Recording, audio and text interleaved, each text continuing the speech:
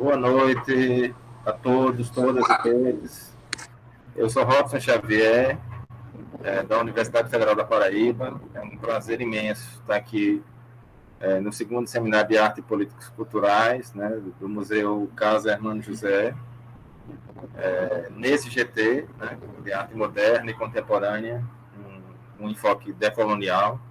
A perspectiva, então, de dividir aqui o GT com a professora Maria Helena Mozinho Magalhães, que daqui a pouco se apresenta, é justamente pensar e refletir sobre essas alterações que nós estamos tendo em relação ao campo do conhecimento, né, e pensar esse conhecimento a partir de uma perspectiva do sul global, né, a partir de uma perspectiva, obviamente, decolonial e um recorte nesse sentido. Foram selecionados diversos artigos aqui de vários autores, né, dos quais hoje nós vamos ter a apresentação do Carlos Henrique da Silva e Franciele Brito da Silva, né, que o Carlos é quem vai apresentar, que é Colagens Digitais, Mulheres Afrodescendentes e Memória no Júlio das Pretas. O Francisco Juan e a Francilene Brito, que o Francisco é quem será o apresentador, que é Mulheres, Referências e Drag Queen, a experiência de Lawrence Nunes, e o Caio de Souza, ou um representante, não sei se ele está aqui, como nos contaram, suspiros decoloniais a partir da representação dos povos originários em pinturas acadêmicas e modernistas brasileiras, e podcast Arte como Narrativa e Cuidado, Mulheres Afrodescendentes Podem Narrar-se, da Sabina, poema, da Águida Bonfim e da Francilene Brito da Silva. A Sabina, poema, é quem deve apresentar o trabalho aqui. Só lembrando que cada um dos autores vai ter 10 minutos de apresentação, né? E depois a gente faz alguns questionamentos, alguma conversa, uma pergunta, e pensar que esse formato de GT é muito um formato de a gente abrir para um diálogo, uma conversa, né? Sobre os temas do trabalho de vocês, e depois vocês vão ter, obviamente, esse tempo para resposta e para conversar, tá? Então, eu quero me colocar muito na perspectiva de um diálogo, né? De abrir um diálogo, uma roda de conversa com vocês nessa noite, tá? E agradecer também pela acolhida, porque tivemos que mudar o horário, né? Que era tarde, o GT, e passou para a noite por conta de outros compromissos que tínhamos e não foi possível, ok? Agradeço a todos vocês. Eu passo a palavra para a professora Maria Helena para dar as boas-vindas e logo depois a gente começa as apresentações. Obrigado. Boa noite, gente. Enorme prazer estar aqui com vocês. Eu acho que o Robson já falou mais ou menos o que a gente iria conversar, já deu também os temas. Enfim, estou muito feliz, muito contente de ver como é que vai ser, né, o desdobramento, né, desse GT. Os temas bem interessantes, instigantes. E aí, enfim, eu acho que podemos... Sim, meu nome é Maria Helena, desculpa.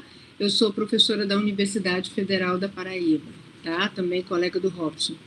Então, eu acho que o Robson já falou mais ou menos o que tinha que falar e a gente poderia conversar. Já mostrou a sequência de apresentações também.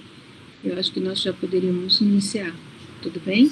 Só um detalhe, assim, como eu trabalho no campo da acessibilidade cultural, eu acho que uma coisa importante, que às vezes a gente sempre esquece, né? Inclusive eu esqueci agora, de me autodescrever, tá? Então, assim, eu sou um homem branco, de barba e cabelos pretos, uso óculos, uma armação vermelha e preta, tá? Estou aqui hoje com uma camisa branca, no escritório aqui do meu apartamento, com alguns livros aqui atrás, certo? Sou um homem de meia idade, em torno de 50 anos, e estou aqui representando uma categoria de fala, que é a categoria do homem gay cis, nordestino, paraibano, ok? Acho que podemos, então, começar. A Maria Helena quer se descrever? Eu sou branca, tenho passagens por diversos lugares, é muito difícil, minha família é toda nordestina, mas eu morei um tempo no Rio, depois fui para Belo Horizonte, para São Paulo, enfim. Mas eu termino voltando sempre para aqui, para Paraíba, que realmente é o lugar onde eu realmente me sinto. Nordestinas, deixa eu ver, tenho cabelo... Na verdade, meu cabelo estava branquinho, já foi pintado, mas era castanho claro. Deixa eu ver o que mais. Eu acho que é isso, uso óculos. Eu acho que é isso. Obrigado, Maria Helena. Ok, então vamos iniciar então as apresentações com o Carlos Henrique. Tudo ok, Carlos? Tudo ok. Ok, bem-vindo. Obrigado pela acolhida. Antes de apresentar o meu trabalho, né? Sou Carlos Henrique da Silva, tenho um cabelo cacheado, sou um homem negro de pele clara. Estou usando 2 guias de trabalho, uma delas é uma guia de Oxalá, outra uma guia de Iemanjá. Estou no meu quarto, no fundo temos uma parede branca, uma porta com um tom de azul claro, um quadro, né? Peço licença a todos para estar compartilhando aqui a tela. Ao compartilhar a tela, estarei vendo apenas o meu slide. Então, peço que me orientem se estiver aparecendo. Ok, agora está ok. Tá certo. Então, gente, boa noite. Salve aqueles que estão presentes, nos assistindo, nos acompanhando, salve os que estão ausentes e também os que ainda vão chegar, né? Como eu falei, eu sou Carlos, sou estudante de licenciatura em Artes Visuais da Universidade Federal do Piauí. Irei apresentar um trabalho que foi construído coletivamente por mim e pela Francilene Brito da Silva, que é professora do Departamento de Artes da Universidade Federal do Piauí.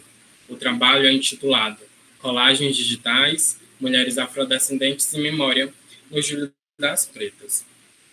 Eu achei importante destacar aqui nesse trabalho, né, e nesses slides, o resumo, né, do trabalho, para a partir dele a gente está dialogando, enfim, está tecendo alguns diálogos sobre alguns pontos importantes. Então, esse trabalho ele foi concebido com o objetivo de memorar 12 mulheres afrodescendentes brasileiras no ano de 2021, para comemorar o Júlio das Pretas, sobre influências do podcast Arte como Narrativa e Cuidado. Né? Entre parênteses, aqui temos 2021.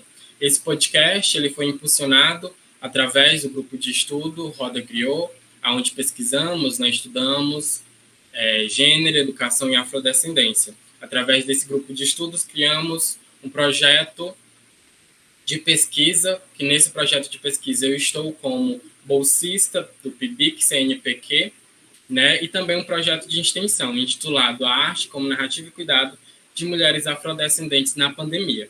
Através de todos esses estudos, foi aonde conseguimos construir coletivamente esse trabalho na qual estou apresentando hoje, aonde buscamos aqui o sentido de memorar, de valorizar as existências decoloniais, seus trabalhos, seus conhecimentos e tecnologias, como suas inúmeras contribuições para a sociedade brasileira, mesmo quando negadas. Para esse memorar, foi preciso perceber, sentir quais cuidados essas mulheres nos transmitem, especialmente diante de um contexto pandêmico na qual estamos vivendo desde 2020. Investigamos sobre a história dessas mulheres e como elas aparecem. Fizemos colagens digitais com suas fotografias, que foram enviadas e concebidas por elas mesmas, bem como fizemos publicações nas redes sociais, entre elas o Instagram e o Facebook, para divulgar as mesmas. Essas colagens e os textos que as mulheres nos enviaram para serem expostos justamente com essas propostas artísticas. Fizemos uma análise dialógica entre o que elas escreveram, né, entre suas narrativas, e o que captamos delas a partir dos nossos estudos, né, e a partir do podcast. Para além do cubismo e do dadaísmo, né, por exemplo, estamos pensando no que a arte produz no cotidiano das mulheres negras, nos desfaz o próprio sentido de da colonialidade, né, e o fazer arte digital como imagem de mulheres afrodescendentes nos fez percorrer aí caminhos, encruzilhadas, né, da contemporaneidade, da arte e da educação. Então, eu falei, e esse trabalho carrega o título, né, de Colagens Digitais. Então, é muito importante a gente pensar aqui o que seriam essas colagens digitais, né? Também citei o cubismo e o dadaísmo, que são períodos, também são movimentos, né, onde muitas pessoas iniciaram ali, trabalhando elementos presentes no cotidiano, a partir de colagens. A colagem digital, a gente pensa aqui numa colagem narrativa, numa colagem também identitária. E quando falamos narrativa, tentamos dialogar ali também com Benjamin através de narrador, tentamos dialogar também com Silva e muitas outras pessoas. Para compreendermos melhor o que seriam essas colagens narrativas identitárias, acho importante apresentá-las ela aqui de maneira muito rápida, devido ao tempo de apresentação. Então, irei apresentar falando o título e a quem essa colagem homenageia e ela memora. Nesse sentido, a gente tem aqui Ori Dança nas Águas, onde buscamos memorar a existência da Aline Guimarães, Lavadeira de Saberes, onde buscamos aqui memorar a existência da Francilene Brito, Poesia sobre Poder e Cura, onde buscamos memorar a existência da Poema Lima, Restituição do Cuidado, onde memoramos aqui a Aira Dias, Pipa Voada, onde homenageamos, memoramos Brenda Marques, Herança Ancestral, onde memoramos Savana Victoria, Canto de Revolta, onde memoramos Esther Lima, Ventania Ancestral, onde memoramos Maria Lúcia, Fogo Decolonial, onde memoramos Letícia Carolina, Sabedoria e Movimento, onde memoramos Verônica Viana, Rima Preta, onde memoramos Karine, mais conhecida como Preta K, Discernimento e Tecnologia, onde memoramos a Carme Kemmerly. Ao total, temos 12 mulheres negras memoradas, homenageadas durante o Julho das Pretas. Falando em Julho das Pretas, é importante também perceber, né, que o que seria esse Julho das Pretas? É um mês internacional, né, onde buscamos aí dialogar, tecer narrativas, enfim, com das mulheres negras latino-americanas e caribenhas. Aqui no Brasil, o Julho das Pretas homenageia no dia 25 de julho Teresa de Benguela, né? E essa data ela é marcada de muita luta e coragem.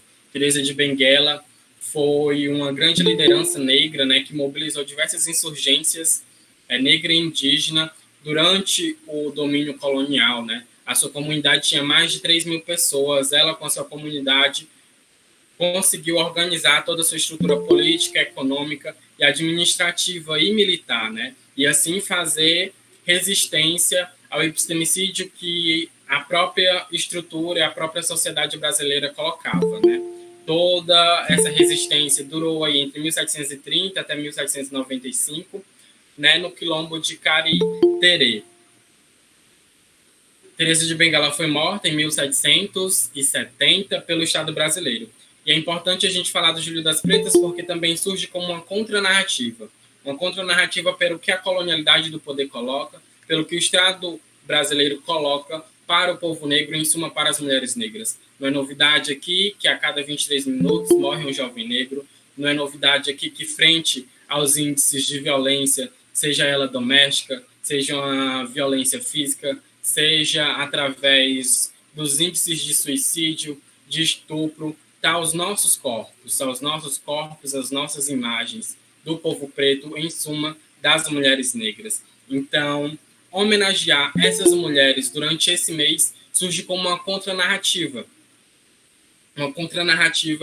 decolonial. E quem seriam essas mulheres afrodescendentes, né?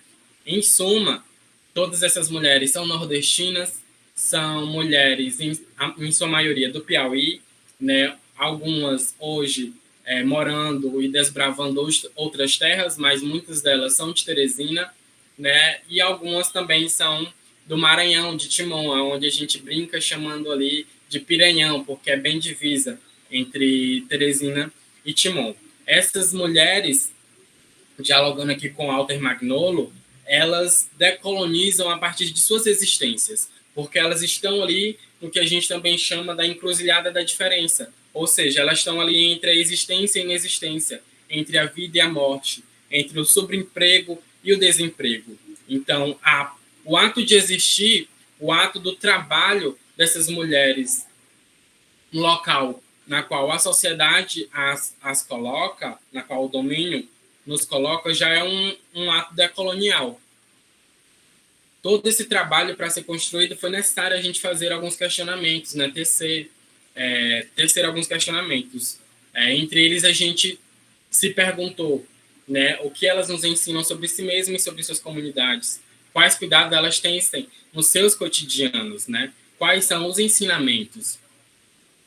Todas essas mulheres também pertencem à classe trabalhadora, né? E a partir delas e a partir das suas narrativas, ao apresentar as colagens digitais, a gente viu uma pequena descrição de cada uma, né? Falando de cada uma, feita por cada uma. Então, elas nos ensinam também sobre uma consciência, elas nos ensinam sobre territorialidade, elas nos ensinam sobre uma representatividade, elas nos falam sobre uma estética e ética a partir da sua profissão e a partir da arte. Elas nos falam da sua atuação e do seu poder, né, a partir do seu local de fala. E por que a gente resolveu memorar essas mulheres, né? Porque está negada essa condição a nós, ao povo preto e especialmente às mulheres. É negada essa condição, né? A gente está localizado muito mais para o epistemicídio. Nesse sentido, a gente resolveu memorar, inclusive num trabalho científico, essas existências. E aqui, memorar para a gente se relaciona em conservar na memória para não ser esquecido. É valorizar as suas vozes, os seus trabalhos, seus conhecimentos e tecnologias. É divulgar e celebrar suas vidas ainda em terra e suas inúmeras contribuições para a sociedade brasileira. Muitas dessas mulheres lutam pelo direito à cidade diariamente. Muitas dessas mulheres pesquisam, né, e ajudam na educação brasileira. Então, é muito importante falar delas, né, a partir dessas colagens, enquanto as mesmas estão vivas. Diante disso, é importante destacar também que tecemos alguns diálogos ao falar de narrativa de Benjamin. Ao falarmos dessa diferença colonial, também buscamos ali, além de falar com a Francilene, né, com a Silva, com o Walter Magnolo, e muito importante também percebermos todo o seu cuidado, né? E nisso a gente busca alguns ensinamentos africanos com a Sobofo Somé, né, em um dos seus livros sobre maneiras de se relacionar. Então, para não me estender muito, esse é o trabalho. Por fim, eu coloco aqui algumas referências e fico aberto, né, para a gente estar dialogando, conversando mais na frente. Obrigado, Carlos. Excelente trabalho. Vamos, Mariana, você tem algum questionamento, alguma pergunta, alguma questão que você queria encaminhar para o Carlos? Achei bem interessante o trabalho. Obrigado, Carlos. Viu? Muito interessante o seu trabalho. Acho extremamente importante. Inclusive, você lida com duas questões fundamentais que eu acho: a questão da etnia e a questão do gênero, né? Porque a condição de mulher ainda é mais complicada ainda dentro do contexto de um modo geral. Bom, seria isso, né, que eu gostaria de comentar. Trabalho muito interessante. Carlos, o primeiro tema do trabalho de vocês, eu acho que também dos demais colegas, a gente tem um diálogo muito grande entre os trabalhos aqui apresentados, e obviamente também sob a orientação da professora Francilene, que está aqui, né? Que bom que ela, como autora, também está aqui conosco, participando. É um prazer recebê-la aqui. Eu penso, né, no potencial, né, desse projeto de pesquisa e do projeto de extensão que a Francilene coordena aí com vocês, e o quanto isso impacta na vida de vocês como estudantes, né? Estudantes pretos que estão lá no interior, né, do país, no Brasil profundo, né, pensando essa relação e o quanto isso muda na vida de vocês.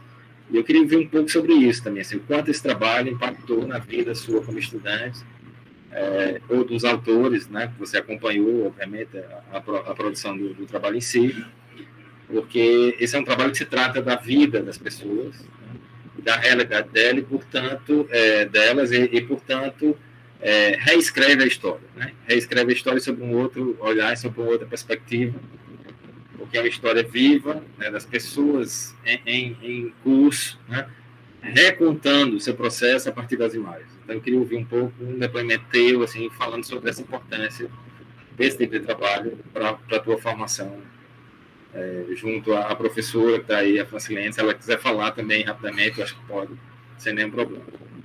Okay. Então, muito obrigada, né, pelas perguntas, e despertou muitos gatilhos, né? Todas essas experiências surgiu através desse projeto. Eu acredito que a Poema Lima também vai falar um pouco desse projeto através do podcast.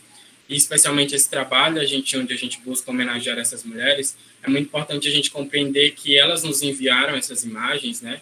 E a partir das narrativas dela foram construídas novas narrativas. Essas colagens digitais, elas de maneira nenhuma, por exemplo, excluem, né, as suas narrativas do seu cotidiano.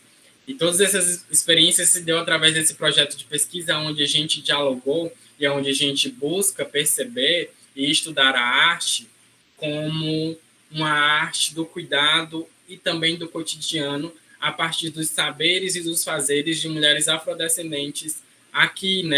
Muitas delas da nossa terra também. Então aqui a gente vai perceber como mexer com ervas, né, medicinais também é um fazer artístico, também é uma ciência, como também construir bonecas, em suma pretas, mexendo com uma estética voltada afrodescendente, também é um fazer decolonial, né? Também é uma ferramenta extremamente importante para a nossa educação, né? Então, é muito importante para mim, enquanto estudante, ter a possibilidade, né, de estar pesquisando e dialogando frente a isso, porque, querendo ou não, são poucos grupos de estudo, são poucas possibilidades que a gente tem enquanto pesquisador, né? E muitas dificuldades também para ainda mostrar que o nosso trabalho, que a nossa pesquisa é sim ciência, né? Que não estamos apenas pesquisando aleatoriamente, que não estamos apenas aqui proseando de uma maneira aleatória, né? Mas porque a gente está falando tem fundamento, né? Que a gente pode estar provando, mostrando toda essa atuação a partir da existência dessas mulheres. Então, se a Francilene também quiser falar, fica à vontade, professora.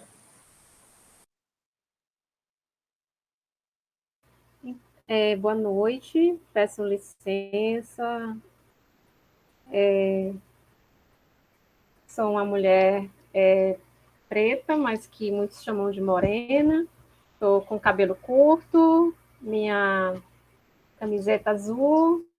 Atrás tem um cenário com as duas mandalinhas à minha direita, que eu acho que para vocês é a esquerda, e depois do outro lado tem uma estante cheia de cacarecos de pinturas, de materiais de pintura. E tem umas plantinhas também, claro. Estou de óculos e fone de ouvido. Gostaria de só agradecer, né, ao evento, as pessoas que estão tecendo esse evento de forma mais diretamente na organização, mas também todos que estão colaborando, né, de alguma maneira, para essa visibilidade de discussões sobre a arte, né, especificamente, mas que mexe com muitos ramos, né, e é um prazer estar aqui e só agradecer mesmo, né, e tentar dizer que foram dias, né, de bastante... essa pesquisa com as mulheres foi muito importante para a gente e também mexeu muito com o nosso, não só com o nosso imaginário, com aquilo que a gente estuda na nossa universidade, né, que ainda elege conteúdos que tiram, né, do cenário toda essa gama do cotidiano. A gente está tentando não retirar o que nós herdamos como componente curricular, por exemplo, histórias das artes visuais, né? Mas sim trazer tentar enriquecer as possibilidades, as experiências, né? Então, não é ofuscar o que já tínhamos, mas tentar dialogar, né, com essa realidade que a gente vive, né?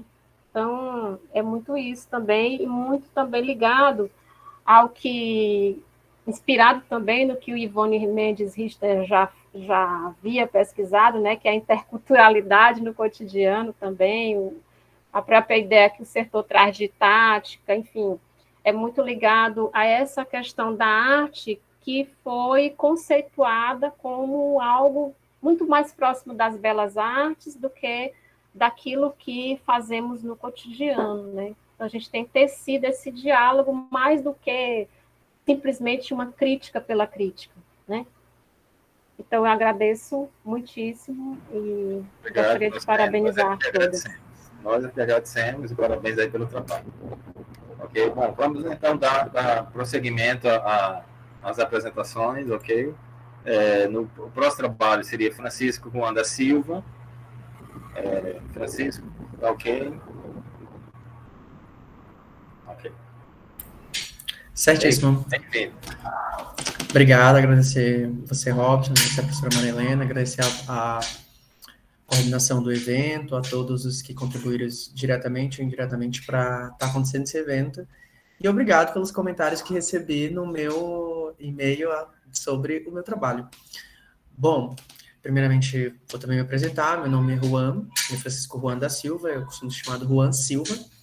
Sou natural de Teresina, Piauí, atualmente desbravando outras terras. Moro no Distrito Federal, onde sou lojista de uma multinacional, que está há uma hora atrás estava no trabalho, após 9 horas trabalhada, e agora, graças a Deus, eu agradeço também que o destino uniu aí para que esse evento mudasse de horário. SGT mudasse de horário, fiquei muito feliz na hora que eu vi que tinha lá pedir desculpa, e eu não é desculpa, eu agradeço. Eu sou bicha, sou drag queen, sou bailarino também, atualmente um pouco afastado da dança, mas ainda continuo pesquisando movimento, corpo e dança, também ligado à questão de gênero e educação. Eu estou no meu apartamento no Distrito Federal, numa cidade satélite. Atrás de mim tem alguns dos meus trabalhos, como artista visual. Sou graduando, sou quase formando em artes visuais da Universidade Federal do Piauí, já no processo de formação. Sou bolsista ICV e também faço parte, junto com os outros meninos do PIBIC, do projeto de extensão, que a professora Francilene coordena. Eu vou estar pedindo licença aqui para estar apresentando o meu trabalho.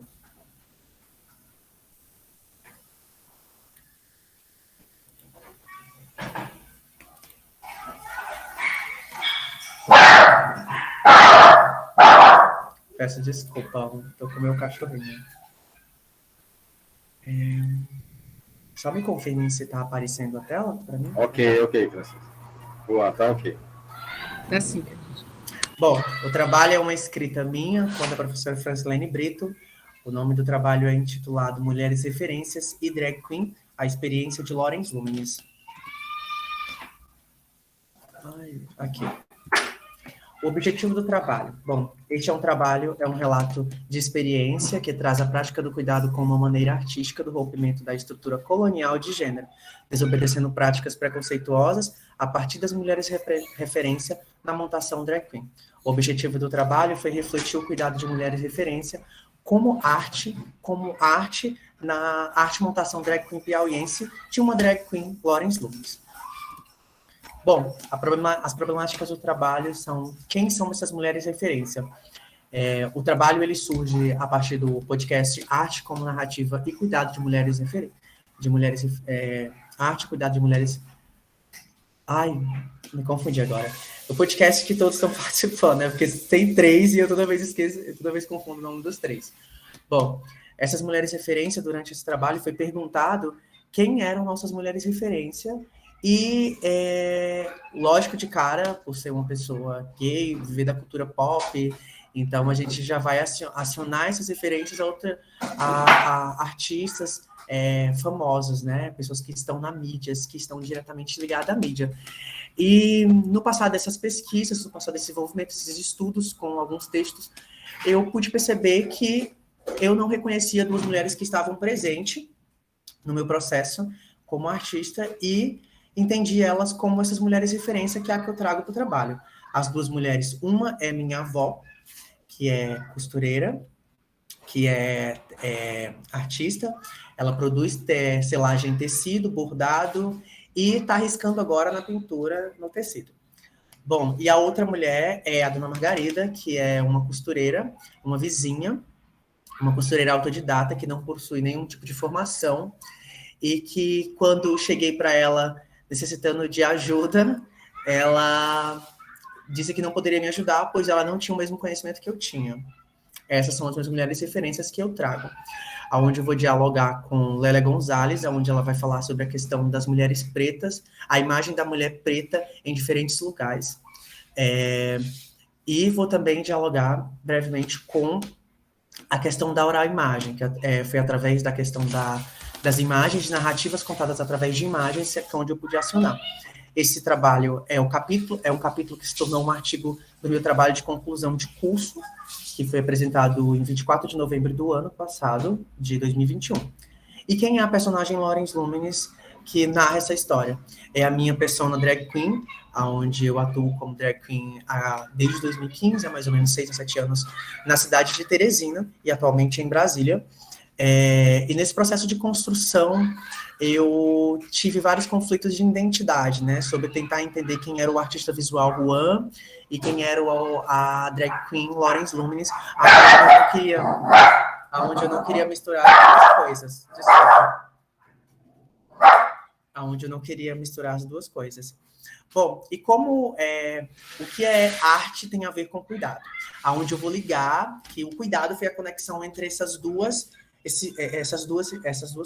primeiros pontos, que é a personagem Lawrence Luminis e as mulheres como referência. Eu nunca precisei me assumir gay para minha família, mas eu percebi que através de outros gestos, de outras formas, eu fui ter uma aceitação da minha família. Para quem é gay, entende que não necessariamente a gente precisa se assumir, mas a gente carrega um peso de uma construção social, onde é imposto para a gente que a gente tem que sair do armário, onde só o nosso corpo, só a nossa massa não necessariamente nos autoafirma gay, e aquela pressão mesmo para que você se assuma, para que venha mais repressões, né, que a sociedade põe. E foi através de cuidado que eu tive a aceitação da minha mãe. Por quê? Da minha família, na verdade, né, mas em especial a minha avó, que é a dona Raimunda. Ela nunca disse em palavras assim, exatamente, eu entendo o que você faz, eu entendo o que você está tentando seguir, mas me ajuda a entender isso ao mesmo tempo, né? Porque por ser uma pessoa já de idade, de viver em outros momentos, e não ser tão ligada à tecnologia, ela não teve esse contato comigo, né? E foi através da arte, gerando esse cuidado, que eu tive a aceitação da minha família. Foi através também da Lawrence Luminis. Foi quando eu comecei a me montar, eu deixava coisas em casa, né? Os processos de montação, que eu explico melhor no meu trabalho, o que é esse processo, que é toda a questão de indumentários, a questão de você chegar a um personagem, você chegar a uma identidade visual, que a minha avó faz contribuição. Ela não necessariamente precisou entender o que eu estava fazendo, mas entendeu de que eu estava feliz com aquilo e passou a me ajudar. Como que ela passou a me ajudar? Ela aprendeu a bordar, ela me ajudava a bordar as minhas roupas, ela ajudava a lavar perucas, ela ajudava a me vestir, e sempre que eu estava ali, naquele dia que eu iria me transformar, que eu iria me montar, ela estava ali próximo, admirando e vendo, dando palpites. A outra conexão, que é a dona Margarida, vem através da costura, né? Eu não sabia costurar, e eu imaginava um monte de coisa. Imaginava que, para me criar aquela roupa, eu desenhava aquela roupas assim, mirabolantes, e eu cheguei até ela, precisava de uma pessoa para costurar, e a pessoa mais próxima de mim, que eu conhecia, que veio todo de um costume ali, cotidiano, familiar, do bairro, de localidade, de que qualquer conserto de peça, criação de roupa, você levava para dona Margarida. Quando eu cheguei e apresentei os trabalhos para ela, ela questionou e falou que não entendia muito daquilo, que não poderia me ajudar. Aí eu insisti nessa ajuda e acabou que dando certo. Só que com o passar do tempo, eu fui entendendo que mesmo ela, que ela se recusando a se entender como costureira, e que ela entendia muito mais do que eu, que chegar com um belo desenho de um croquis, a contribuição dela era maior, e eu passei a aprender com ela. Ela sempre me corrigia, olha, você desenhou dessa forma, mas que na costura isso não é possível. E aí eu tinha que mudar as minhas práticas. Então, com esse cuidado, com esse desejo dela também querer me ajudar, foi desenvolvendo uma amizade, e ela passou a ser uma costureira oficial da Lawrence Luminis. Então, tudo que eu precisava, eu ia lá. Com o passar do tempo, assim, dessas costuras, ela falou para mim, olha, tem coisas que eu não estou conseguindo, então tá na hora de você aprender. E aí ela me ensinou muito do que eu sei de costura. Hoje eu entendo de costura, entendo de corte, entendo das máquinas, e olha que eu não tô falando de uma máquina, tô falando de várias, e tudo foi ensinado por ela. E dentro do trabalho do podcast, eu comecei a me questionar por que essas mulheres afrodescendentes, nordestinas, pretas, que estão ali num trabalho, são invisibilizadas pela uma sociedade acadêmica, por uma sociedade eurocêntrica, patriarcal, porque a gente vai entender a arte a partir de um recorte. A arte, ela surge com questão gênero, com uma questão de raça, com uma questão de localidade, uma questão de geografia. Então a gente vai entender a arte numa construção social, uma arte eurocêntrica, uma arte branca, uma arte machista, que não permite esse acesso dessas mulheres, e principalmente a referência de duas mulheres pretas periféricas, que tudo que não se encaixa nesse padrão que é eurocêntrico, que eu falei, vai ser marginalizado, assim como eu fui por ser uma drag queen, assim como a arte drag queen é marginalizada, é rebaixada, assim como a arte em geral, né? Porque as profissões, hoje a gente não tem não é considerado profissão o fazer artístico, tipo, eles desenvolvem outros nomes para assinarem sua carteira, para assinarem um contrato, para dizer que você produz arte, como design, como costura, mas necessariamente eles põem você como artista, eles não usam a palavra como artista. E da mesma forma com essas mulheres. A minha avó comercializava esses tapetes, esses bordados que ela tecia, e era chamada de artesã. Por que ela é chamada de artesã? Por que reduzia esse trabalho de arte? Reduziu a arte dela a uma arte inferior. E aí foi através disso que eu comecei a ter esses disparadores, essas questões problemas para o meu trabalho.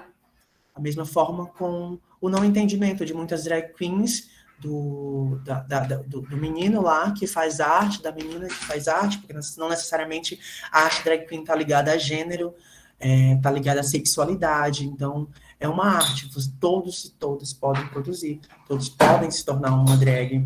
Eu costumo dizer que um palhaço é uma drag queen. Então, todos esses saberes, todos esses entendimentos, eu vou dialogar junto com José Silveiro Trevisan, onde ele vai falar do Devasso no Paraíso, a história da homossexualidade no Brasil, da colonialidade à atualidade. É um livro bastante atual, bastante presente na sua segunda edição, na sua quinta edição, e que traz um rico debate. Vou dialogar também com o disparador da Francilene Brito, que é a questão da oral-imagem, que é algo que ela está tecendo através de narrativas acionadas através de imagem. Então, essas são as problemáticas do trabalho. Essas são umas imagens, para não cortar, para não prolongar. A primeira imagem, que mostra a cabeça de um manequim e uma peruca, foi o processo que minha mãe fez, a minha avó, eu costumo chamar de mãe, desculpa, a minha avó fez para me usar num dia. E essa sou eu, a drag queen Lawrence Luminis, utilizando ela, se eu não me engano, no mesmo dia. Ela mesma que fez a peruca, ela mesma que modelou a peruca neste dia. A outra imagem é um croquis, foi como eu imaginei que seria uma roupa, onde eu levei para outra mulher referência, que é a Dona Margarida, e essa é o que saiu, o que fez parte o que eu levei e o que ela contribuiu e que somou. Isso é eu em palco se apresentando. Bom, as considerações finais. Nos perguntamos, é possível nos permitir repensar os conceitos de ser, existir e de arte dentro desse sistema? Deixarmos para as pessoas que irão ler este trabalho uma tarefa, repensar os conceitos de artes que não envolvam mulheres afrodescendentes e drag queens como seus fazeres. E não basta colocarmos essas artes como populares e folclóricas e menores. Estes foram os lugares com quais a colonialidade do poder e estética agiram durante o tempo, que nem questionamos mais. Por isso nos propomos a continuar questionando. E esse nos propomos a continuar questionando é algo que é pertinente em mim, como a questão da Lélia Gonzalez, onde ela vai falar da neurose cultural racial, né? Onde são questões que são vistas, são faladas, mas não são questionadas, onde os lugares de poderes e lugares de referência são colocados sem ser questionados.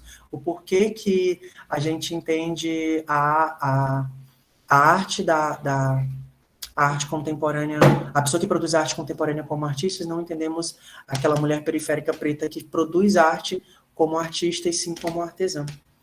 Essas são algumas das referências.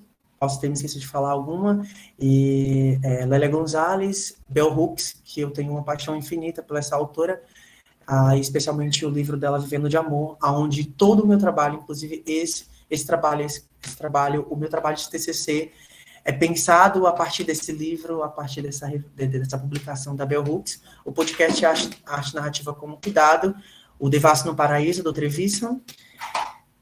Francilene, como posso deixar de falar também da Francilene, que também é uma das coautoras desse trabalho. Obrigado a todos e fico aberto a questionamentos. Ok, obrigado, Juan. Maravilhoso trabalho. Maria Helena quer falar? Sim. Obrigada, Juan. Também adorei seu trabalho. Aliás, eu vi os vídeos seus, né? Também dei uma olhada geral. Não tem uns vídeos? Eu achei bem legal. Eu queria te perguntar uma coisa sobre como que é essa personificação, o que você passa na hora que você está... eu vi várias passagens, diferentes vídeos, eu dei uma olhada geral, eu achei bem interessante o seu trabalho.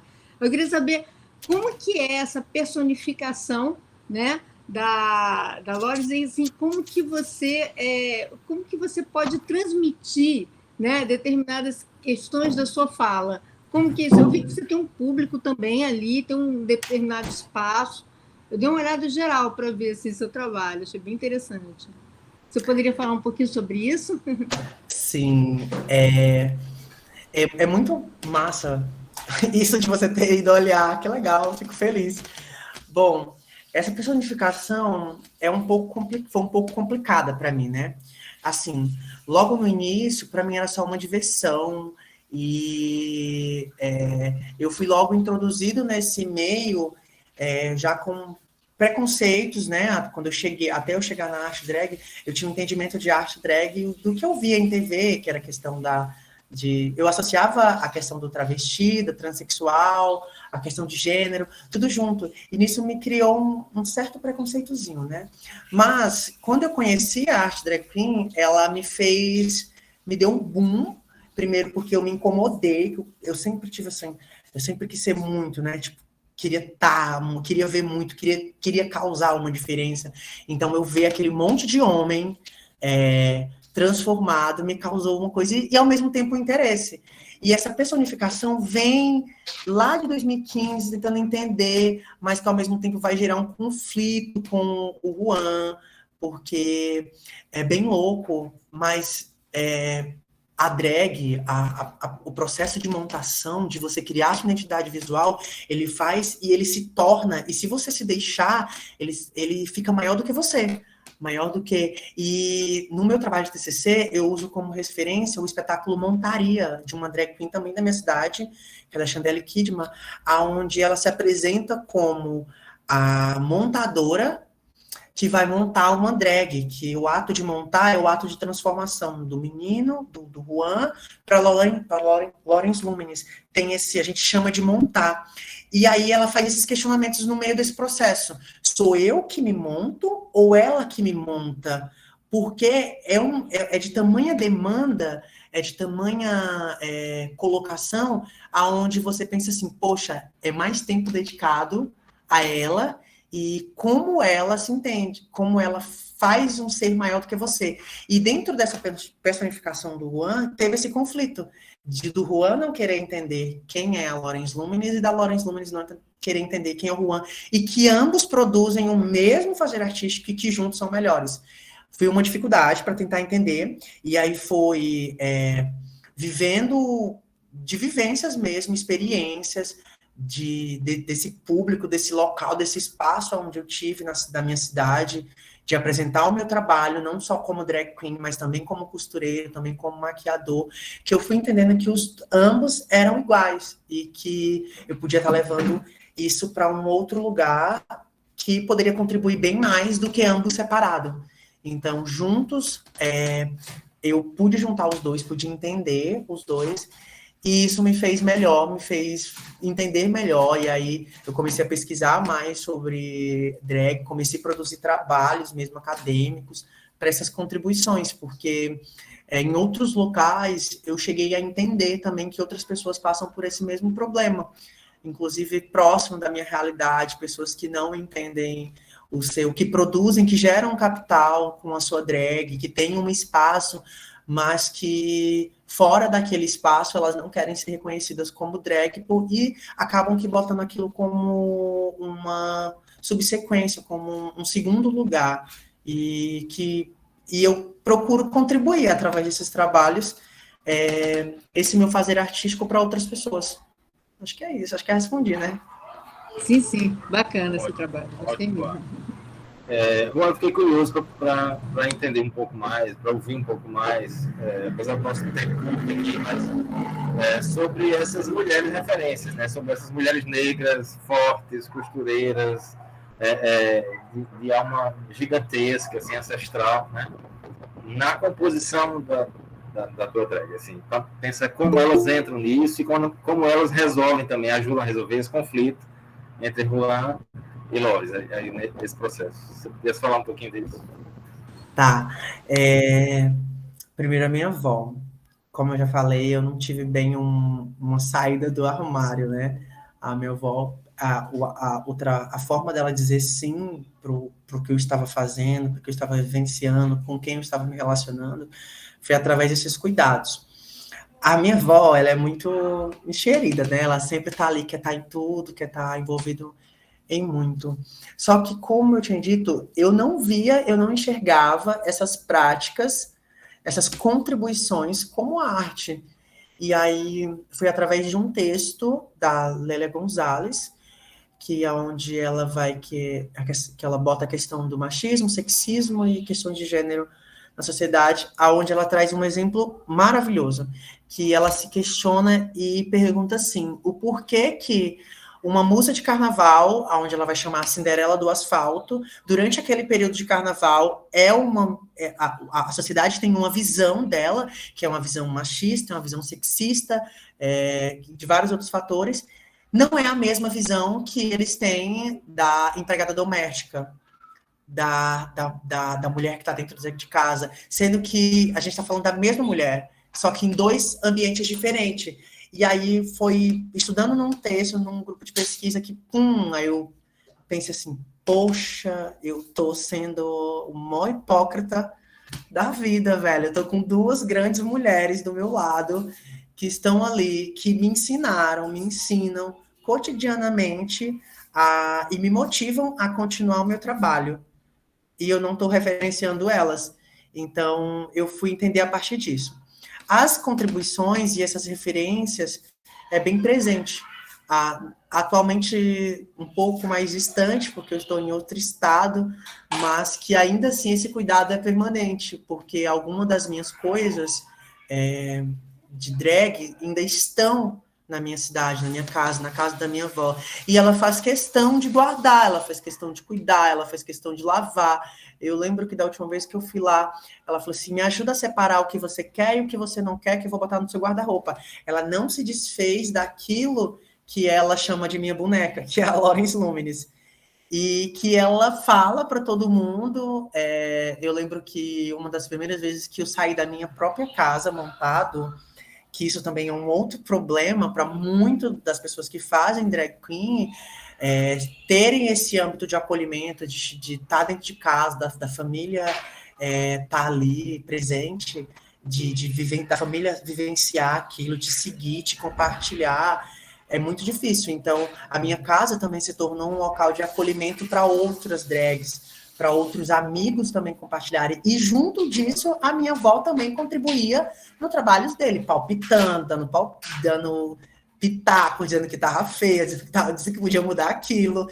E, ao mesmo tempo que ela fazia isso, ela produzia indiretamente, que eu fui entender isso indiretamente no meu processo de escrever esse processo de montação, que é desde o pensar, olha, eu tenho uma apresentação no sábado, o que eu vou usar, como que eu vou o que eu vou ouvir, o que eu vou performar, o que eu vou beber, com quem eu vou, onde eu vou conseguir isso, tem todo um preparo que é bem maior do que apenas aquela noite de apresentação.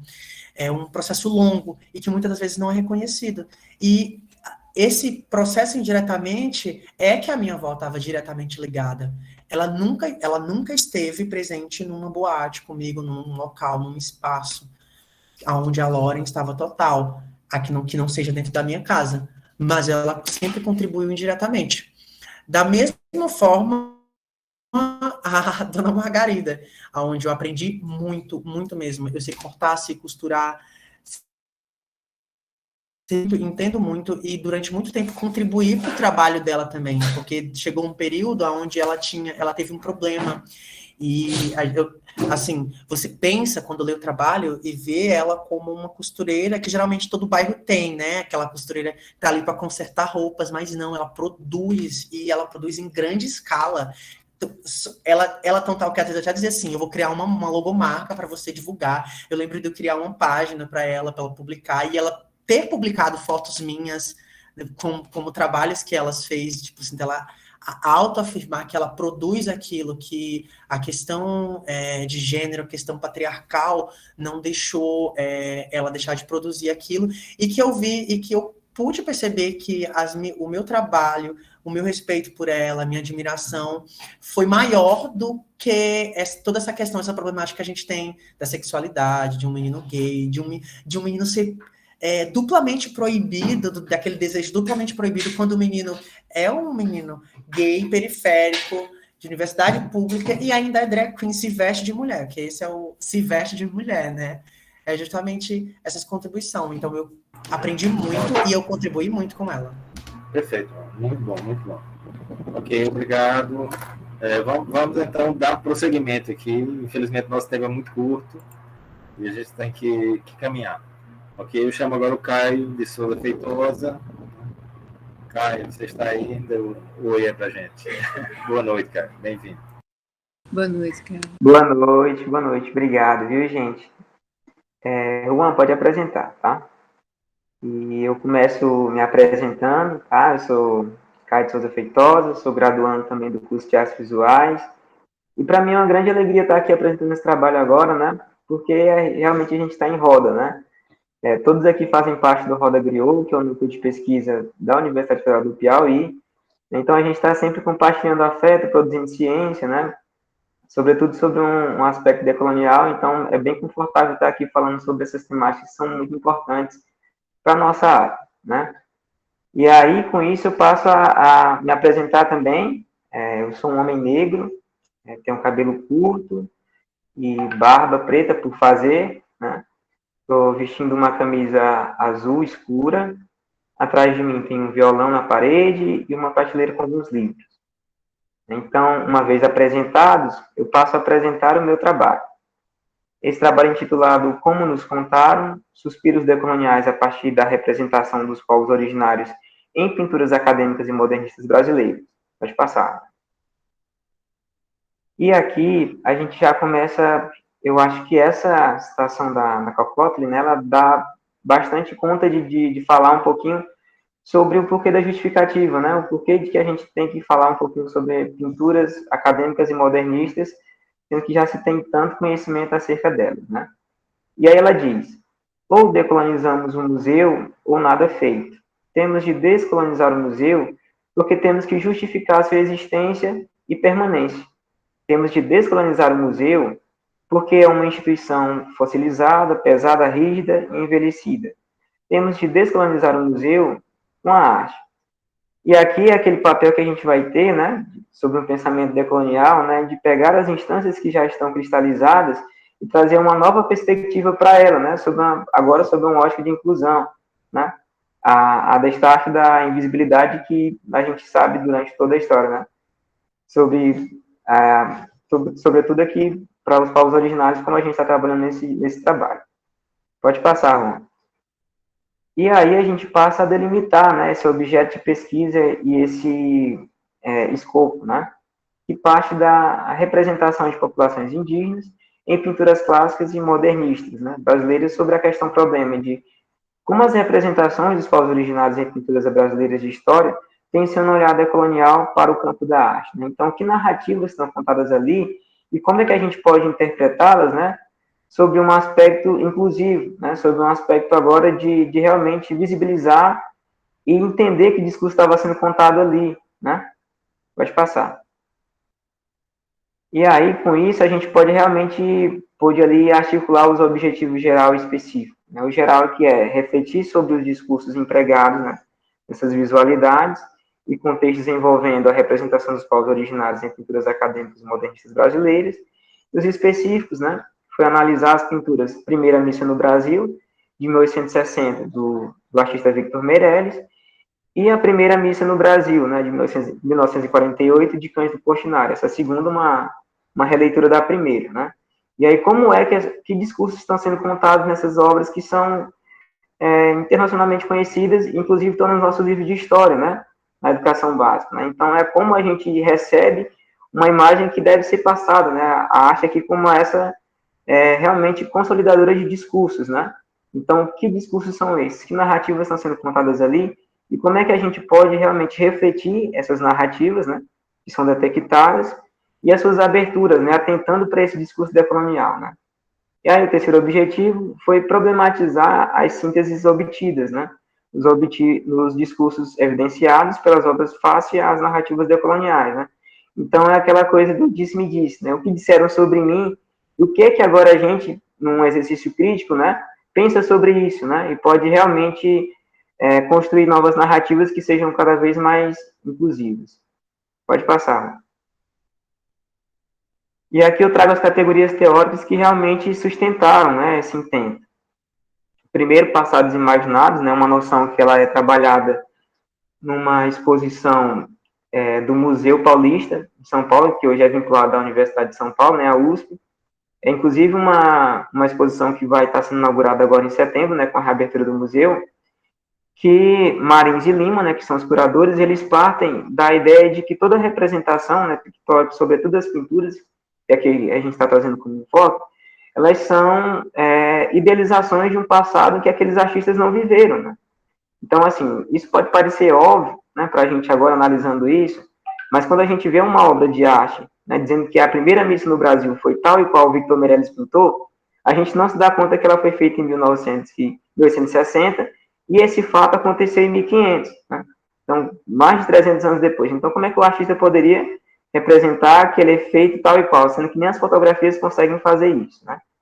Então, quando a gente parte dessa premissa inicial, a gente entende que toda representação é parte de ideias, né, e de escolhas, né? Então, portanto, ali estão contidas idealizações e também ideologias. E aqui, como é que a gente percebe essa questão específica e passa agora a analisar essas pinturas acadêmicas, né? Então, voltando para fazer um recurso de história, a gente percebe que muitas das obras acadêmicas, elas eram encomendadas, né? Muito pelas instâncias que estavam ali, né?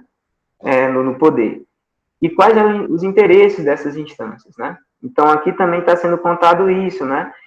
E como é que essa imagem dos povos originários, ela, em tese, deveria ser repassada, né? Por essas elites. Como é que elas entendem que essa população ela deve ser representada e deve ser aprendida nas escolas, né? Porque essas obras estão muito nos livros didáticos.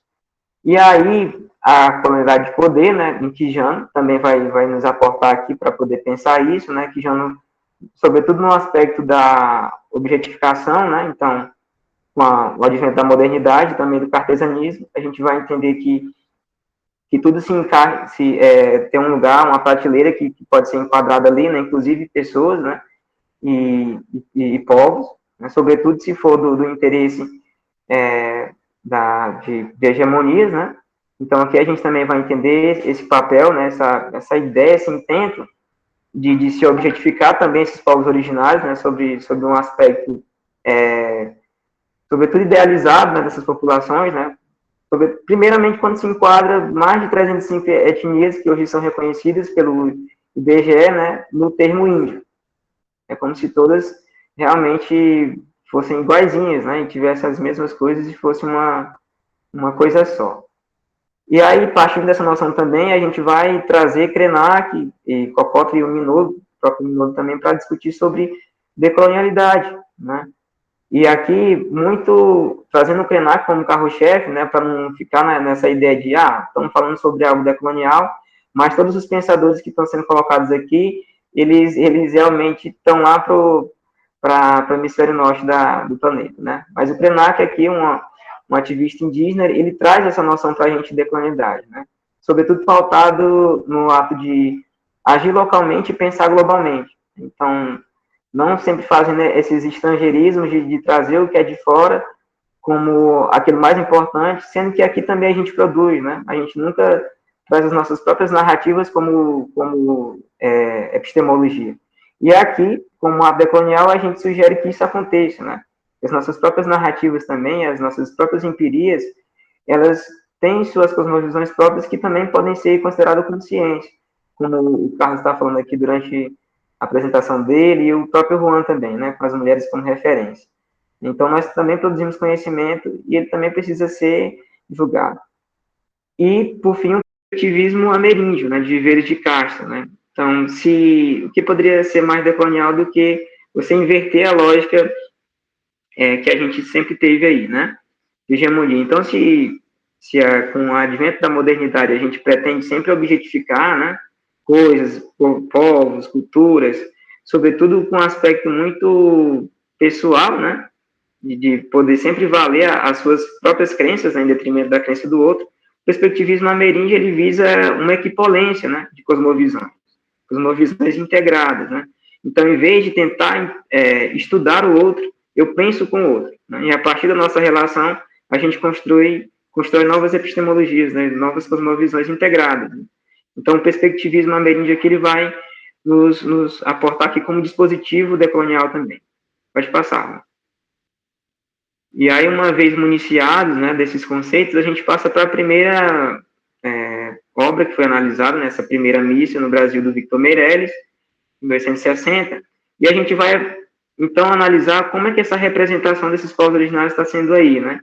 Então, uma análise mesmo iconográfica da obra, a gente vê a cena principal, né, banhada pela celebração ali do ritual, a ritualística católica, né, da missa, banhada por luz, né, então o ponto central é ali, tudo o que vem depois, ele é captado posteriormente, né, e aí logo depois um primeiro grupo, né, ali de alguns frades, alguns soldados também, alguns coroinhas que estão ali em volta daquele ritual, e nas periferias da imagem, né, quase saindo do mato, né, outros trepados em árvores e atordoados, estão ali a assistir aquele evento que é muito mais simbólico, né, porque a gente percebeu durante a história que isso marca quase que a invenção do Brasil ali, né, bem entre aspas. E aí passa uma representatividade de que realmente esse ato instalador, ele foi bem pacífico até, né, sobretudo com áreas de admiração por aqueles povos originários que estavam ali aceitando de forma passiva esse ato instalador. Pode passar.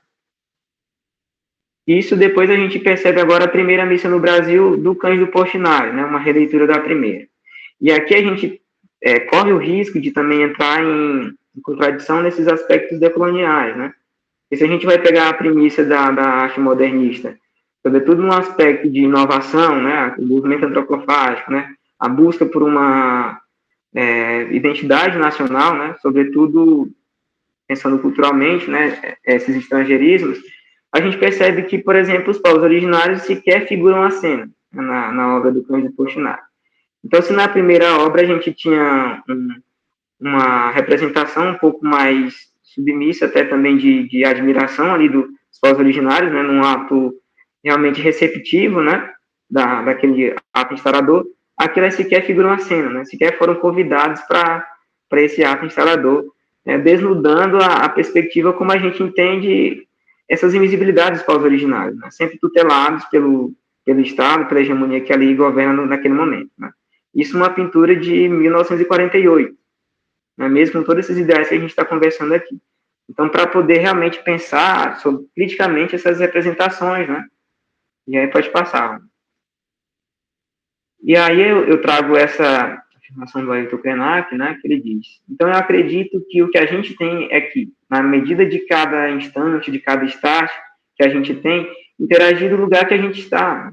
Lá pela década de 80, tinha uma expressão que era agir localmente e pensar globalmente. eu acho que continua valendo. E eu também penso que continua valendo, né? Porque a gente realmente está sempre fazendo esse exercício, né? Que é escalar. Então, a gente está em São Paulo, a referência é os Estados Unidos ou então a Europa. Se a gente está em Teresina, a referência é São Paulo. E se a gente está no interior, a referência é Teresina. Então, a gente nunca percebe os nossos próprios conhecimentos, né, nossas próprias práticas, como realmente algo que seja válido, né, para as coisas que a gente pensa, né, para a nossa própria realidade. A gente está sempre fazendo um estrangeirismo de menor para maior escala, num exercício realmente de colonialidade, né. Então, aí o Krenak, ele coloca esse pensamento, né, de forma que a gente realmente possa nos entender a partir de uma autorreferencialidade. Pode passar. E aí, para ser sucinto, né, já vista a questão do tempo, eu trago como as discussões, né, que a gente conseguiu tensionar com esses primeiros diálogos, o ideário das pinturas de história, né, como janelas do passado, né, de intencionalidade hegemônica e didática dessas obras através de representações subalternizadas dos povos originários. Né? Então, mesmo que não seja essa a intencionalidade, é como essas obras são receptidas. Né? Você está no ensino médio, no primeiro ano, no segundo, e vê a primeira missa no Brasil, né? Você não precisa que outra pessoa te diga o que ela representa. Né? Então, a sua própria visualidade dá conta de compreender aquela representatividade, e aí você internaliza isso, né? E vai trazendo. E aí a gente percebe a importância, né, dos livros didáticos também, nessas características em como a gente compreende certas populações, né, pela forma como elas chegam até nós, né. E aí a gente entende como um ato decolonial, né, como um dispositivo para enfrentamento a essas questões, o pensar localmente e agir globalmente proposto por Krenak, né, através de uma perspectiva ameríndia, do Viveiros de Castro, né, como forma de desnudar discursos excludentes e hegemonias existentes, né. Então, em vez de falar de você como objeto de estudo, eu convido para que a gente esteja junto, né, construa junto essas discussões que estão sendo pautadas ali, né, um exercício realmente de construção conjunta, né, não de uma hierarquização como a gente sempre teve até agora, né. Pode passar. E aqui eu trago essa citação do Viveiros também, né, para que a gente possa realmente entender um pouco mais disso, né, que as teorias indígenas não se apresentam embaladas de maneira tão prática, caro leitor. Não podemos pensar como os índios, podemos, no máximo, pensar com os índios. Né? E isso a gente se espraia para outras populações, né? Também a população negra, como eu também me enquadro e me entendo nisso, né? E aí, como é que a gente consegue perceber essas questões que hoje são latentes também, né? Sobretudo pelas essas diversas engendras de silenciamento que também ainda perduram por conta do colonialismo, né? E essas hegemonias, sobretudo eurocentradas, como é que a gente percebe tudo isso, né? E consegue, a partir dessas instâncias, também produzir o nosso pensamento crítico e reflexivo acerca disso, né? Então, não é que a gente vai estar sempre nesse pensamento dicotômico de, isso é isso e pronto, está cristalizado. Como é que a gente, de dentro para fora, né, consegue realmente questionar essas instâncias que hoje a gente pensa que manifestam esse discurso excludente, né? Então, para além de criticar o Museu Paulista por ter uma obra do Victor Meirelles que também tem esse discurso, eu posso ser um professor, né, um curador de arte que estou ali, né, estou dentro do Museu Paulista e posso fazer uma exposição como essa, né, do Marins e Lima, tensionando um olhar decolonial, né, um olhar crítico acerca da própria obra, né, que ele tem ali enquanto acervo, né. Então, eu penso que é muito disso de florir nas frestas, né, como é que a gente percebe essas engendras, né, e dali faz surgir pensamento crítico. Então, basicamente, essa pesquisa passou por esses meandros, né? Quem puder depois também ler o texto na íntegra nos anais do Congresso, eu agradeço. Espero que a gente possa tensionar mais questões aqui, né? Me abro para as perguntas. E obrigado. Obrigado, Caio. Que bom. Obrigada, Caio. Vamos lá. Mariana, quer falar? Sim. É interessantíssimo o tema que você trata. Inclusive, eu lembro no momento em que eu me debati com o famoso banquete antropofágico do Hans Staden, né? Que você vê os índios em contraposto, né? Pegando e assando realmente a carne de todo mundo, totalmente descontextualizado da cultura, realmente do que seria o próprio processo de canibalismo. O que seria isso, de fato? E é incrível como essas questões de fato, na maneira como elas são passadas, como elas deformam realmente o propósito cultural de uma determinada comunidade, de uma determinada, enfim, cultura, de um determinado povo, né, na realidade. E eu acho super interessante a ideia de você desconstruir, né, parte por parte, porque o contraposto. Será que era isso mesmo que acontecia a partir da própria deformação da imagem? Porque o contraposto, né, a representação, né, de um modelo clássico ali para mostrar uma intenção cultural é muito estranho, é paradoxal, é muito contraditório. Então, assim, é interessante quando a gente começa a descascar. É importante você ir no museu e você descascar os tópicos. Daí eu acho muito interessante o seu trabalho também, e descascando tópico por tópico, por que isso, por que aquilo, e ver, através do próprio olhar, o olhar do outro, como olhava para o outro, mais ou menos isso, e desconstruindo parte por parte, camada por camada, para se colocar, né, dentro de uma questão localizada, de fato. É bem interessante o seu trabalho, Caio, muito legal. Caio, Obrigado. Deixa eu fazer algumas questões, e aí você responde junto, pode ser? Bom, assim, eu também acho que o trabalho extremamente interessante, é uma coisa que me interessa particularmente, essa ideia de ler imagem, de analisar a imagem numa outra perspectiva, né, em outras perspectivas, não uma só, mas em outras perspectivas. E aí eu fico pensando muito, e aí talvez uma coisa que você pudesse falar um pouco disso, assim, da contribuição do pensamento decolonial, no sentido de desmontar essas estratégias, né, e criar tensionamentos em relação a essas imagens, o que não acontecia algumas décadas atrás, né? Assim, na verdade, as demais teorias que nós trabalhávamos e tínhamos como perspectiva não estavam muito preocupadas com essas questões, e aí, portanto, o decolonialismo nos traz essas possibilidades, né, de rever essas imagens a partir de um outro lugar de fala. Esses outros lugares de fala, né, nos vão ajudar a construir outras imagens, né? Imagens outras além daquelas que estão, digamos assim, já chanceladas pelos museus e galerias no mundo inteiro, e que, portanto, são representações, na verdade, de uma cultura hegemônica e dominante, né, colonial mesmo, sobre as demais culturas. E isso me vem, por exemplo, uma imagem que é uma fotografia de dois índios brasileiros visitando o Manto Tupinambá no museu na Alemanha, né, por exemplo. Então, assim, você vê aquela coisa que é o Manto Tupinambá que está lá, né, num pedestal, digamos assim, né, para turista ver, digamos, né, e você tem dois índios brasileiros vendo o Manto Tupinambá, né, que devia estar lá, que tem um outro significado, um outro sentido. Então, essa reconstrução, esse tensionamento de sentidos que a abordagem decolonial nos proporciona, né, nos dá outro lugar de fala para as imagens, né, e reconstrói as imagens postas. E aí eu queria que você falasse um pouco dessa expectativa e dessa perspectiva na formação do estudante de artes visuais, sabe? Assim, como é para você, né, ter tido contato com essas abordagens que, por exemplo, te levaram a pensar nessas coisas, né? A pensar sobre isso. O quanto isso impactou tua vida como pessoa, como pesquisador da área, né, que está aí ainda em curso, em formação. A gente está aprendendo sempre, vai morrer aprendendo, né? Que bom. Eu acho que aprende até depois que morre, né? Mas tudo bem. Na verdade, a coisa continua.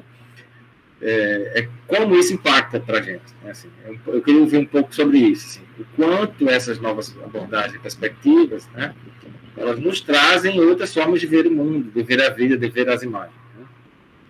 E o que isso impacta na vida de um estudante ainda de artes visuais em formação. Como é que isso acontece? Pronto, perfeito. Eu queria agradecer os comentários de vocês, as perguntas, eu acho que são enriquecedoras para a questão que está sendo debatida aqui, né? E aí eu penso exatamente isso, né? Eu acho que é um insight que a gente tem no momento, né, de poder pensar essa questão decolonial, que ela se espraia para depois todas as outras questões que você vai se perceber enquanto artista, né, enquanto pesquisador e professor também, né? Então, como responsabilidade, assim, eu acho que a professora Francilene que está aqui, ela tem, poderia, se fosse um prêmio, convocar isso para que seja na estante dela, né? Porque a gente tinha a disciplina de crítica, na verdade, era filosofia e estética da arte, né? No primeiro período ainda, né? Então, sou muito feliz por ter tido essa disciplina no primeiro período, né? Para que depois eu pudesse pensar as disciplinas seguintes, né? Dessa forma mais crítica, né? Sobre essas histórias, né? Porque primeiro a gente entende, primeiro, acho que o ponto que me fez pensar isso de uma forma mais global foi ter contato com o pensamento decolonial como uma forma de pegar os discursos e questioná-los, né? Sobre outras óticas, né? Então, a partir do momento que você percebe que muito do que a gente tem como de fácil acesso sobre a arte é um pensamento unilateral, né? E que está muito focado e muito adensado no conglomerado de países, a gente percebe que é um discurso que ele é massivo, né? Então, geralmente não se tem contraposição a isso, né? E aí a gente se pergunta, tá, mas e outras perspectivas sobre esse ponto? Né? Onde é que nós podemos encontrar? E aí, a partir dessa questão, né, e também entendendo o cartesianismo, né, que é essa ideia de você enquadrar tudo tem um conceito, tudo tem um lugar, né, e perceber que isso também aconteceu um dia desse, né, a partir da modernidade, né, e aí você tem essa noção de enquadrar. E quem que diz, né, quem que nomeia, né? E aí depois que eu percebi isso, tá, mas quem que diz que isso é modernidade? Quem que disse que a história da arte é isso? Então, é uma história da arte, não são histórias da arte, né? Tá, mas e aí quer dizer que existe uma série de perspectivas artísticas que, por exemplo, o Oriente nos contribui, né? Só que agora a gente vai entender como arte romana só, né? Então, cadê a referência aí? Eu preciso referenciar os textos que eu produzo, mas a Grécia, quando vai lá no Egito, né, e passa não sei quantos anos lá, pegando referências da arte egípcia, vem aqui e diz que esqueceu, né? E não referencia nada, né? Então, foi ele que fez. E eu preciso referenciar. Tá, mas vamos pensar um pouquinho mais criticamente acerca disso, né? E aí, quando eu não posso mais negar esse conhecimento que, por exemplo, a África me diz, eu digo que ela está dentro de egiptologia, né? Então, eu estou nomeando, né? Egiptologia é o conhecimento que tem ali, né? Então, foi eu que disse, não foi eles que estão agora mostrando que também produzem conhecimento, né? Então, aí a questão do Oriente, né? Ele consegue ter contato agora com aquela questão mercantil, né? E aí se cria a arte no voo, só que aí se tem acesso a... Mas agora eu vou dizer que isso é japonismo, né? Porque sou eu que dou nome, né? Então, japonismo é isso, isso e isso, e tudo que está dentro dessa questão aqui é deles, né? Mas foi eu que disse que isso é assim, né? Então, quando eu começo a pensar dessa forma, né, eu começo a discutir vários discursos, né?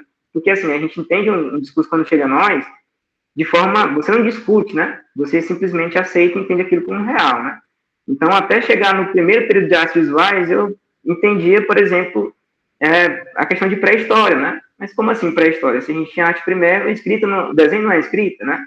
E desde das artes nas paredes, nas artes rupestres, não se tinha também já isso, né? Então, o que uma coisa é pré-história e outra coisa é história, né? O que determina isso, né? E aí, depois de pensar essas questões, eu pensei, cara, eu preciso revisar algumas coisas que eu aprendi, né? Enquanto arte de antes, né? Então, por exemplo, você tem pouquíssimo contato com artes sul-americanas, né? Com a arte oriental no ensino médio, né? Então, você só tem aquele pouquíssima coisa ali que está adensado em Grécia e Roma, né? E algumas outras questões que também são vanguardas brasileiras, né? Arte brasileira, né? Academicista, arte modernista, né? Tá, mas o que mais? Quer dizer que não tem outras coisas que estavam acontecendo no mundo que contribuam para essa noção aqui, né? De outras populações, né? Como é que isso está sendo pensado, né? Então, foi o momento de realmente repensar essas coisas todas, né? E aí, a cada momento, quando eu vejo uma visualidade, ou então quando eu entendo um conceito, eu penso, tá bom, mas e para mim, como é que isso se enquadra? Eu tô aí dentro desse conceito, né? Estou sendo contemplado, ou eu sou simplesmente uma pessoa que precisa aceitar essa coisa aqui e entender como verdade, né? Então, acho que esse estágio, né, que você tem depois de pensar que realmente tudo são questões que estão ali para serem discutidas, né? Mesmo que na maioria das vezes isso não ocorra, né? Então, essa discussão que a gente está gerando aqui, que não tem 20 pessoas nessa sala, então tem outros 50 mil estudantes em escola pública no Brasil todo, tendo essa mesma visão ainda, né? Assim, de não poder realmente questionar, porque não está na pauta, né?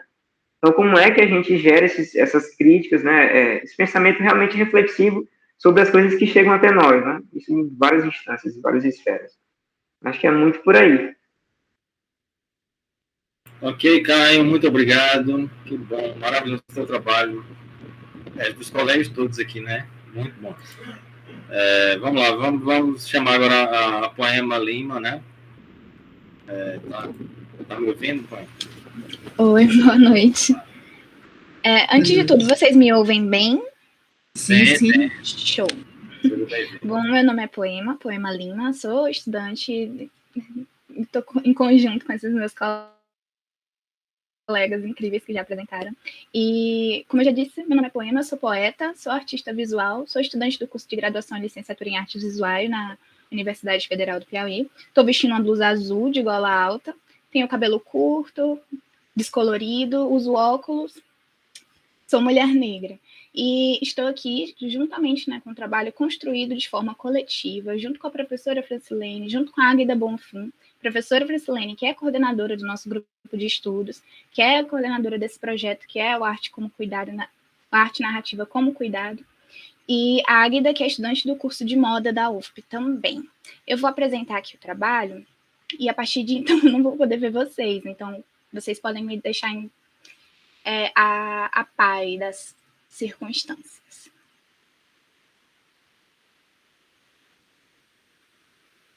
Pronto, vocês enxergam? Sim, sim. Tá dando de ver? Abri. Eu vou colocar para apresentar. Vou dar a apresentação disso. Certo. Tudo certo, Perfeito. pessoal? Show. Tá ótimo. Certo. Pronto. Oculta só essa barra aqui embaixo, por favor, Poema.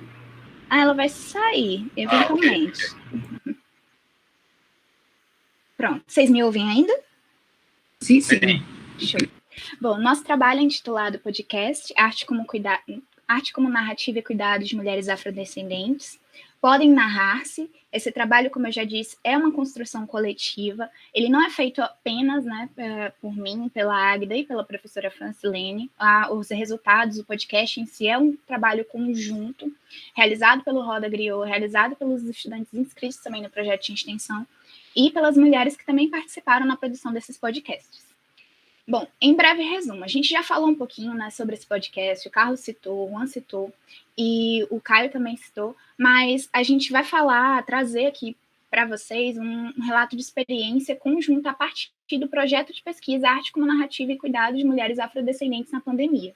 O objetivo central desse projeto, desse trabalho, desse artigo, é expressar, né, compreender também as aprendizagens de nós, enquanto equipe de estudantes, artistas e pesquisadores, no processo de estar construindo o podcast, de estarmos nos envolvendo no estudo dessa prática do podcast, de contato com a vida dessas mulheres, a arte dessas mulheres afrodescendentes dentro do seu contexto, dentro de suas diásporas, ou seja, seus movimentos cotidianos a partir do momento da pandemia de Covid-19. Então, a gente também tem um recorte de tempo.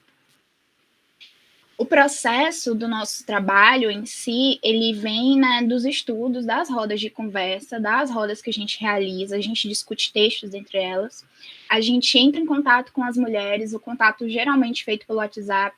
Foram realizados 10 episódios de podcast. Podcast é o quê? Um programa de áudio em que ouvintes podem escutar na hora que quiserem, como um rádio online. E a gente traz dentro desses podcasts as narrativas orais dessas mulheres. Eles foram publicados ao mesmo tempo em que as artes das mulheres foram colocadas no blog, no Facebook e no Instagram da Roda.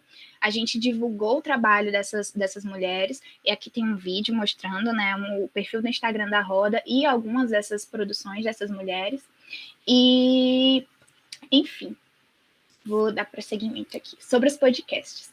O processo de produção desse podcast, ele é importante de ser comentado, porque ele faz parte de toda a análise que a gente faz acerca do cotidiano dessas mulheres e de como isso afeta a gente enquanto estudantes de arte, enquanto pessoas que também fazem arte. Então, antes de a gente pensar o podcast, a gente começou a procurar estudar o que a gente queria enquanto projeto. a gente também analisa a nossa situação a partir do nosso lugar. A gente tinha acabado de adentrar uma pandemia global, a gente estava começando a presenciar uma certa precariedade no nosso contato. A gente também observa, a partir dessas análises, a situação precária da maioria das pessoas afrodescendentes que estavam na linha ali de frente, né, diante da contaminação do vírus. A gente traz, inclusive, alguns dados importantes do jornal Cidade Verde, que fala, né, também que 14,2% da população reside ali no Piauí, está abaixo da linha da pobreza. E aí a gente pensa que 80% desses habitantes do Piauí são pessoas afrodescendentes, né, entre pretos e pardos.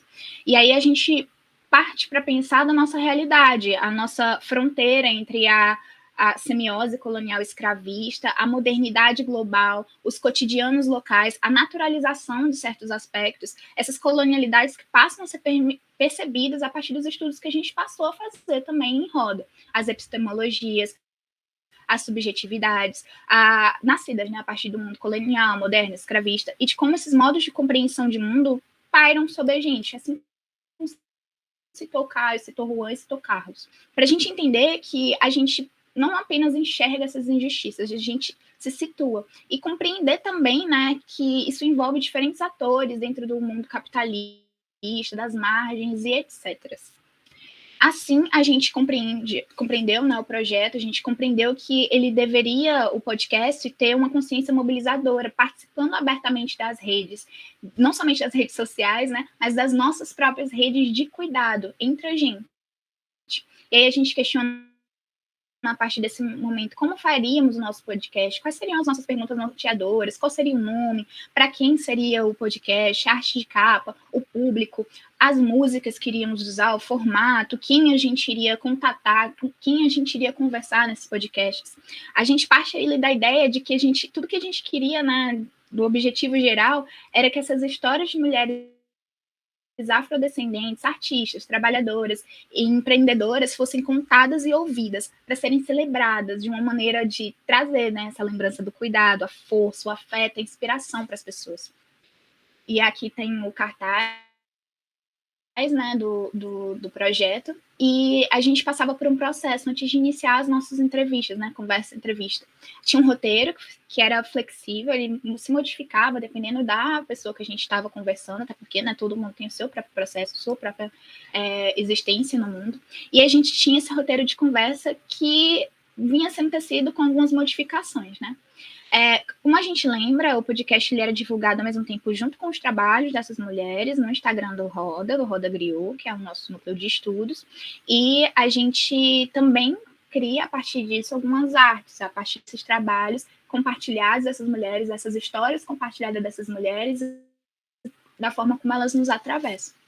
Eu trouxe apenas 2 textos de duas conversas que a gente teve, porque o tempo não permite conversar ou mostrar e exibir mais sobre esses trabalhos dessas mulheres, mas eu vou dar uma lida aqui em 2. Primeiro, Tapetes e Bordados da Maria, episódios 1 e 2, do Tapetes e Bordados da Maria, em que ela diz assim: eu produzo na minha residência, eu fiz aqui um cômodo, tipo uma garagem, né? Aí eu faço as minhas coisas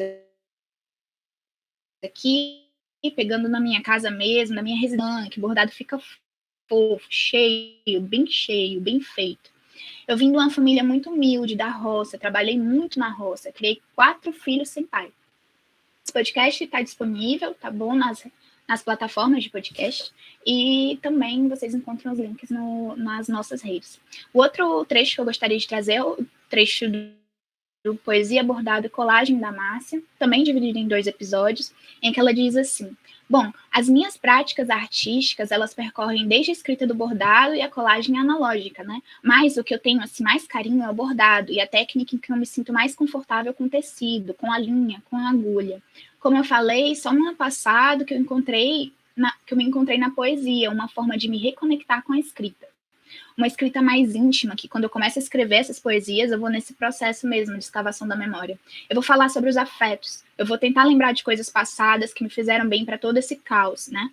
E aí é que a gente começa a viver nesse certeza sem saber como, uma forma de me olhar com mais carinho e de me compreender em meio ao caos. Eu trouxe esses 2 trechos porque eles falam de processos de produção artística, eles falam de processos de produção dentro do mundo particular dessas mulheres, dentro das suas próprias existências e diásporas, como eu falei anteriormente. E aí, a partir disso, eu gostaria de trazer algumas considerações. Primeiro, é que a gente encara, né, o ato dessas mulheres se narrarem como um ato decolonial, como afirma Mignolo. Porque é dentro dessa cultura racista, sexista e classista, que vem nos negando, né, certas formações e certos espaços dentro da sociedade desde sempre, que a gente passa a se apropriar e construir também as nossas próprias escolhas, as nossas próprias identidades, que eu estou me incluindo também dentro desse nicho. Podemos aqui, nesse nosso trabalho, a gente pode comentar, né, também de outros aspectos que são importantes para a pesquisa, o fato dessas mulheres afrodescendentes poderem se narrar, as suas histórias terem sido por muito tempo ocultadas pela historiografia oficializada, e a forma como elas falam de si, das suas produções cotidianas de maneira extremamente poderosa. Quando a Márcia, por exemplo, fala que ela está tentando se reconhecer, né, se ficar bem, mesmo dentro de um momento tão caótico.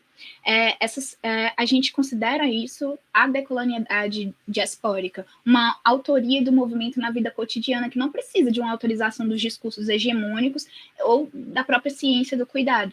É a partir das narrativas dessas mulheres, né, que a gente percebe também que o conceito de arte, e aí a gente retoma o que os nossos colegas anteriormente falaram, né, que ele não precisa ser ligado diretamente às belas artes, nem inferiorizado como arte menor. A gente aprende que a partir das vidas, trabalhos, né, dessas mulheres que fazem da sua arte, o seu trabalho, elas constroem os seus conceitos de arte também dentro do seu cotidiano. Nós, enquanto estudantes, pesquisadores, também aprendemos que é possível narrarmos, estarmos trabalhando as nossas histórias. Por exemplo, os trabalhos que a gente falou anteriormente trazem essas narrativas de várias outras mulheres também, e tudo isso também se expressa nas nossas aprendizagens artísticas. Trouxe alguns exemplos, algumas das nossas produções. Essa é uma produção minha, feita com guache. O título dela é Retratos que Faço Olhando para um Espelho, e ela é o resultado de uma reflexão a partir do podcast Bordado e Colagem com a Márcia, né, da Márcia. Temos este processo, né, de construção de uma bijuteria de ecodesign que é produzido pela Águida, também dentro desse mesmo processo de reflexão das narrativas. Esse bordado, que se intitula Bordado África, Sankofa, Luz Sol, feito pela Francilene Brito também, dentro desse processo de reflexão dessas narrativas, todos esses citados antes, e como isso também se espelha nas nossas produções, que a gente está mostrando.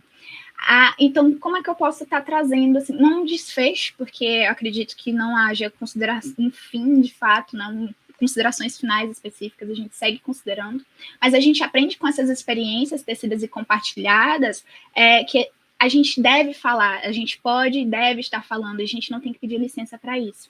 A gente aprende essencialmente que narrar-se é fruto de encantar-se por si e pelas outras pessoas, transgredir-se e as histórias únicas que contam sobre a gente, a comunicação das forças para a promoção de interesses e conjuntos conflituosos.